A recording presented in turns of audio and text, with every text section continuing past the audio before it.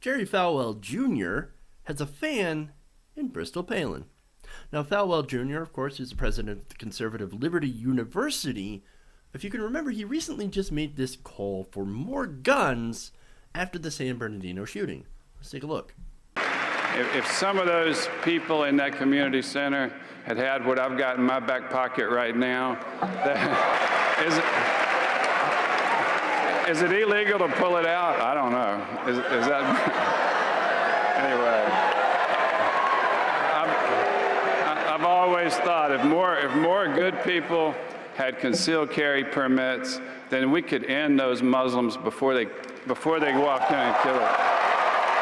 I just wanted to take this opportunity to encourage all of you to get your permit. We offer a free course, and let's teach them a lesson if they ever show up here. Yeah, let's end those Muslims.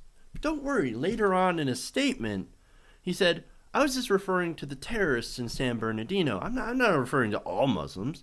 In fact, quote, there are many good Muslims, many moderate Muslims. Okay, well, hey, glad you made that little bit of a clarification, right? Okay, so, now Bristol Palin had actually really loved the call for more guns on campus, saying this in a recent blog post. Falwell is absolutely right. Only having armed citizens already in a targeted location will stop someone who's determined to kill a lot of people. Yes, because having everyone armed will not create a situation where you would have potential crossfire.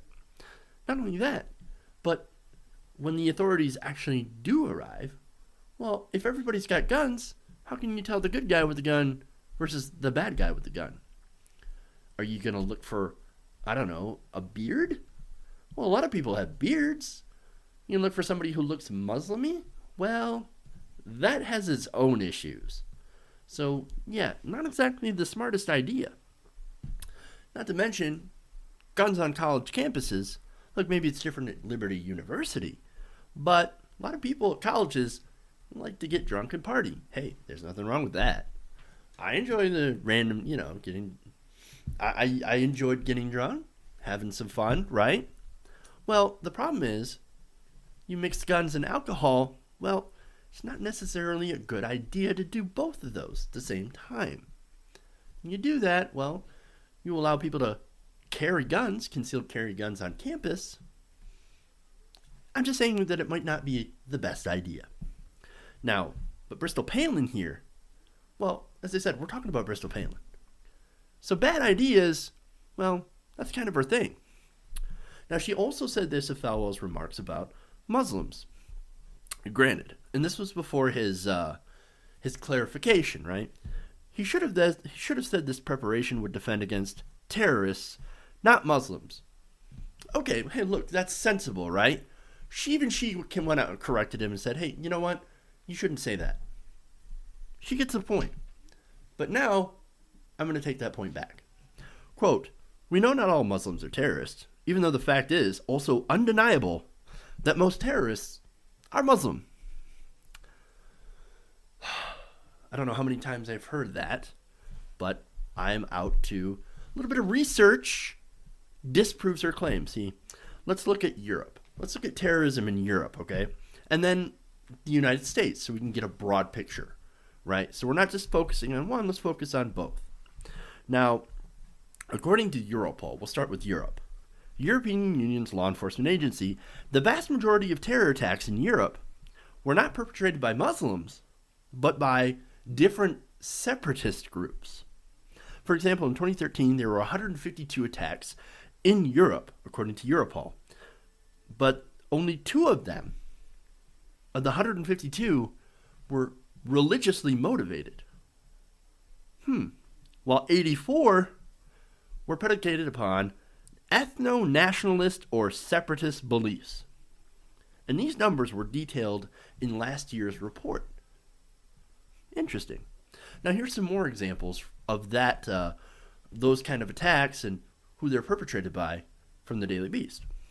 Some examples of these groups, like the FLNC, which is French, that advocates for an independent nation for the island of Corsica. In December 2013, FLNC terrorists carried out simultaneous rocket attacks against police stations in 2 French cities. And in Greece, in late 2013, a left-wing militant Popular Revolutionary Forces shot and killed 2 members of the right-wing political party, Golden Dawn. While over in Italy, an anarchist group, FAI, engaged in numerous terror attacks, including sending a bomb to a journalist. And then, of course, there was the terrorist attack in Norway by Anders Behring Breivik. Remember, he killed 77 people in Norway because, as he describes, he was anti-Muslim, anti-immigrant, and was for a pro-Christian Europe. Now, there's also other forms of terrorism that are not just ethno-national, but also other forms of religious terrorism from, surprisingly enough, Buddhists. Buddhists have reportedly killed many Muslim civilians in Burma, or otherwise known as Myanmar, and in Sri Lanka, some went on a violent rampage, burning down Muslim homes and businesses and killing 4 people, 4 Muslims. And yes, I know I'm probably going to get a lot of heat for this one, but there are also Jewish terrorists. I know. According to the 2013 State Department's report on terrorism, there were 399 acts of terror committed by Israeli settlers in what are known as price tag attacks. These attacks on Palestinian citizens injured 93 people and vandalized scores of mosques and Christian churches. Yeah, so that happens. And there's also a lot of course, terrorism against Jewish people as well. Another problem, and there's a lot of anti-Semitism as well, and we can't ignore that. So apparently everybody's terrorizing everybody. Okay, now, in America, let's go to America. In America, an FBI study looking at terrorism committed on U.S. soil between 1980 and 2005 found that 94% of the terror attacks were committed by non-Muslims.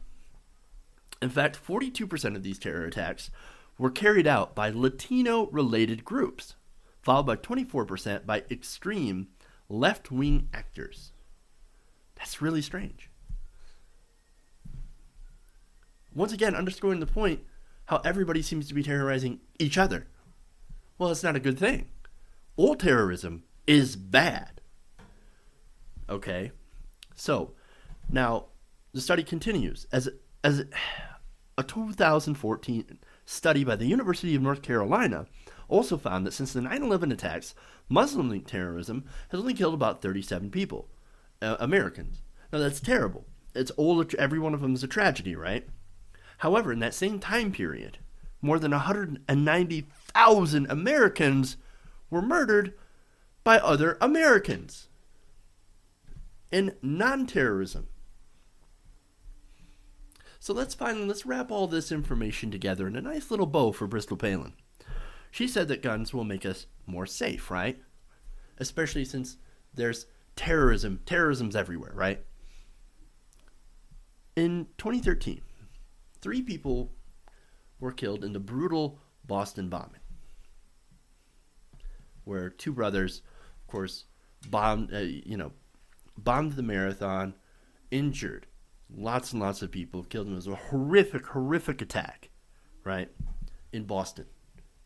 That same year, 5 people were killed by toddlers. Well, wait a minute. Toddlers? Toddlers. An accidental deaths by toddlers who just happened to get a hold of a gun and accidentally shot their family members. More people died from toddlers getting a hold of guns than from terrorism in all of 2013 in America. And yet, here we talk about Islamic terrorism as if it's the most important thing. As if it's the most deadly thing. When clearly the numbers point out that it's not. And Islamic terrorism, while it's surely a threat, as is terrorism, as is fundamentalism of all stripes, we are simply more likely to die at home by another by the gun of another law-abiding citizen than ISIS pulling off a 9/11 style attack. Those are the numbers. Those are the facts. And look, you can dislike it all you want. I'm upset at the fact that there is left-wing terrorism that has killed people. As someone who is very leftist, I find that abhorrent. But it does exist. And whether you like it or not, facts are facts. And facts will always exist, whether or not you agree with them. Facts matter.